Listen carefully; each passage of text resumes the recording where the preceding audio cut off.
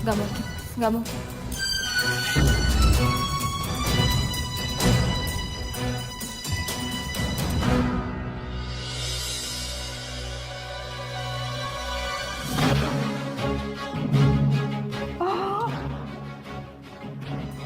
Kamu diam-diam masuk rumah ini cuma nyuruh istri kamu untuk jual rumah ini? Iya.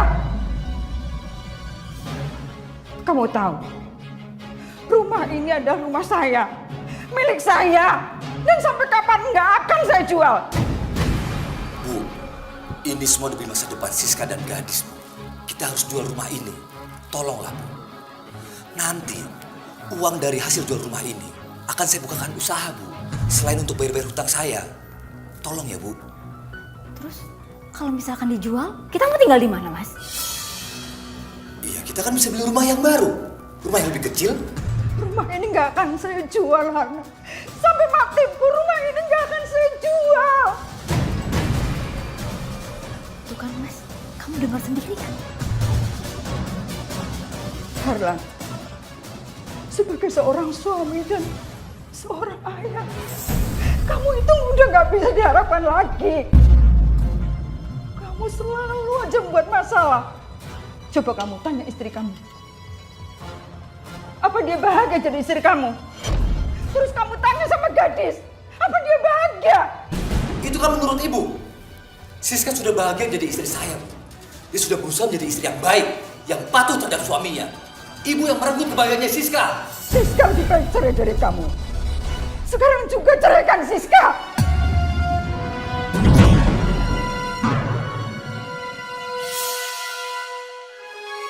Jadi Ibu mau saya menceraikan Siska? Iya. Bu, maaf, Bu. Siska nggak mau bercerai dari Mas Harlan, Bu. Maaf. Baik, saya akan turuti kemauan Ibu. Tapi ada syaratnya. Mas. Udah, kamu diam. Gimana? Apa syaratnya? Ibu harus jual rumah ini dan uangnya berikan ke saya.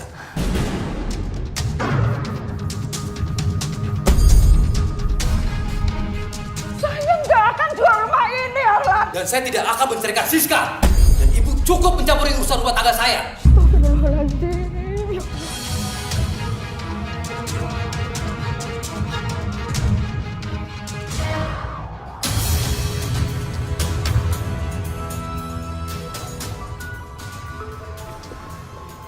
Gawat, dia telepon gue lagi.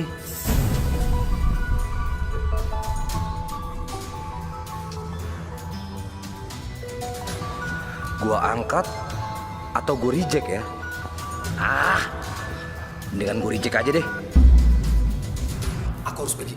Mas Harlan. Kamu lihat kan?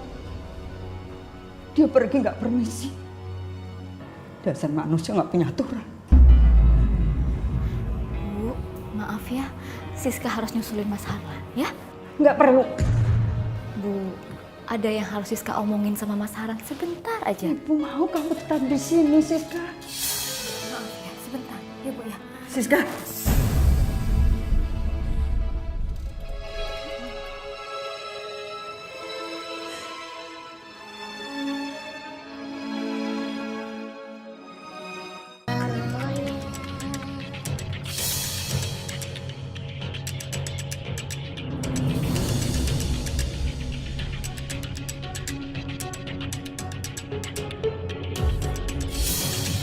Wah, ada yang ngawasin kita tuh. Jangan-jangan Itu si Harlan. Betul juga, kayaknya sih si Arlan. Yaudah, kita serang. Lo mau kemana? Lu mau kemana? Kalau kita ke sana, disangka kita mencuri. Bener juga lo. Iya.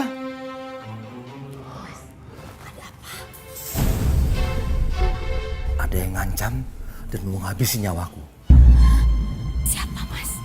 Pengusaha yang memberikan pinjaman hutang padaku, Siska. Dia ngancam kalau aku tidak bisa membayar hutang-hutangku, dia akan menghabisi nyawaku. Maka dari itu, aku minta kamu jual rumah ini. Mas, gimana kalau Mas lapor polisi aja ya? Kok lapor polisi sih? Gampang banget kamu ngomong. Mas, mengancam nyawa seseorang itu termasuk tindak pidana kejahatan, Mas. Jadi itu ada pasalnya. Lebih baik kita lapor polisi aja ya. Oke, aku lapor ke polisi. Terus kamu mau? Setelah aku lapor ke polisi, mereka akan ibu. Setelah itu gadis. Dan setelah itu kamu juga mereka. Mau kamu? Asal kamu tahu, mereka itu manusia yang gak punya hati. Sekarang kamu takut kan? Iya, terus kita harus gimana dong, Mas? Sini. Kamu lihat orang yang di luar sana. Lihat kan? Iya. Mereka pasti mau bawa aku ke bos mereka. Lalu sampai di sana, mereka akan siksa aku dan pukul aku sampai mati. Mau kamu jadi janda? Mau kamu? Oh, jangan-jangan kamu senang jadi janda. Setelah itu kamu bisa menikah lagi. Ya Allah, Mas, kok ngomongnya kayak gitu sih? Mereka melihat kemari, Siska. Lu yakin ya itu Harlan? Saya sih yakin itu si Harlan. Yakin banget. Aku akan pergi lewat belakang.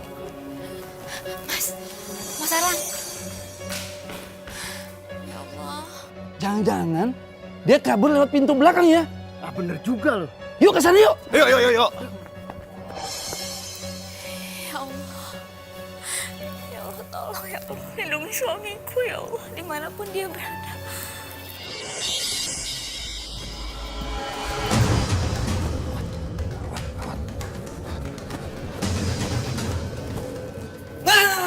Mau kemana lu? Hah? Mau lari Kemana lagi kamu? Tangkap dia! Lepasin! Ayo! Lepasin!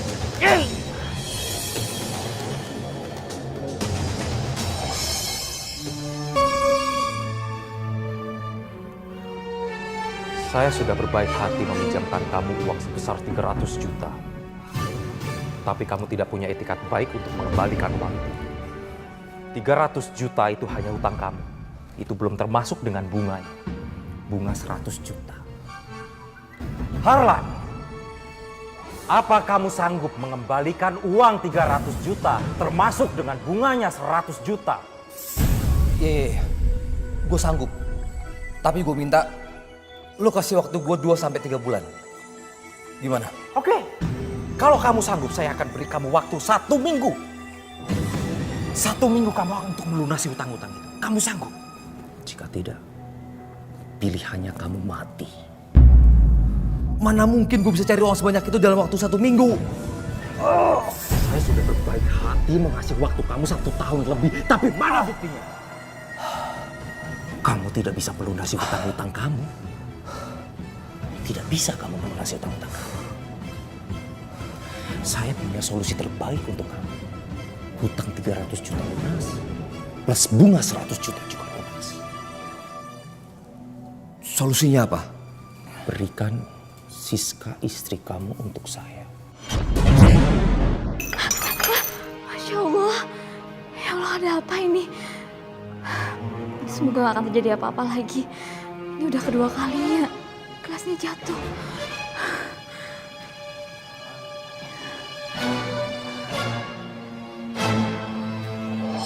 Sanggup! Lu gak kenal istri gua. Kenapa lu bisa minta istri gua sebagai pelunas hutang gua? Kamu akan tahu siapa aku, Harlan. Aku mengenali istri kamu melebihi kamu mengenali dia. Dan sekarang saatnya aku untuk membalas dendam. Aku nggak butuh jawaban kamu. Aku nggak butuh pertanyaan kamu. Yang saya mau kamu jawab. Istri kamu serahkan kepada saya dengan nilai 300 juta rupiah. Hutang kamu lunas. Dan kamu serahkan anak kamu kepada saya dengan nilai 100 juta rupiah. Hutang kamu lunas. Sanggup atau tidak? Enggak. Lu enggak bakalan anak istri gua. Lu sama yang jatuh harga diri gua. Biasa aja ngomongnya, gak usah.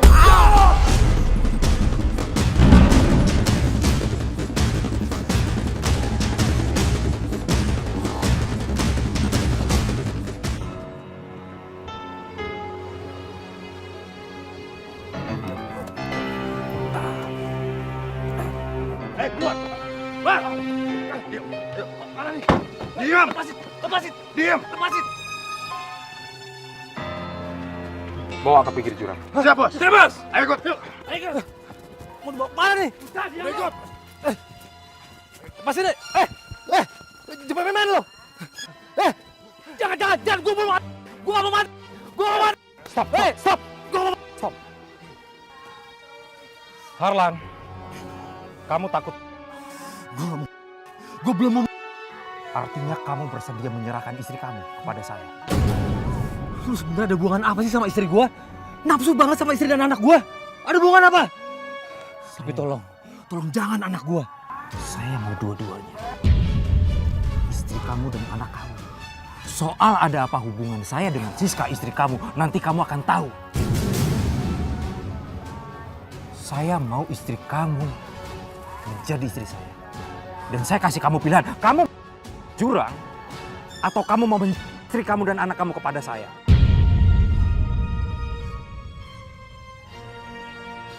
Harlan, silakan berpikir. Saya nggak punya waktu banyak, kamu cepat jawab. Jawab. Iya. Jangan. Ya, gue mau. Gue setuju. Bangun lo. Kamu gue setuju. Iya, gue setuju. Bagus. Bawa pulang. Siapa?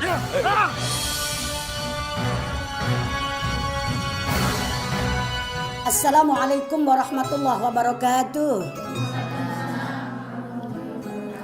Ibu-ibu sekalian, dalam kehidupan ini ada yang pasti, ada yang kadang-kadang iya, kadang-kadang enggak. Contoh yang kadang-kadang iya, kadang-kadang enggak, seperti manusia itu hidup dalam keadaan kaya. Bisa jadi kita jadi orang kaya, bisa jadi juga kagak, kan begitu kan? Tapi ada satu hal yang mesti terjadi, yaitu masalah proses kematian. Bener nggak? Allah berfirman dalam Al-Quran, kullu nafsin dha'iqatul maut. Semua yang bernafas suatu saat pasti akan mengalami. Nggak ketang tua, nggak ketang muda. Kalau bahasa Umi mah begitu. Ya. Dan kalau kematian ini sudah datang ke kita nggak bisa nolak. Kita nggak bisa mundur walaupun semenit. Kita juga kagak bisa maju walaupun semenit. 18 tahun yang lalu saya ditinggal wafat suami saya. Dan beberapa saat kemarin juga saya ditinggal wafat anak bungsu saya, Fatimah. Padahal umurnya ya masih muda.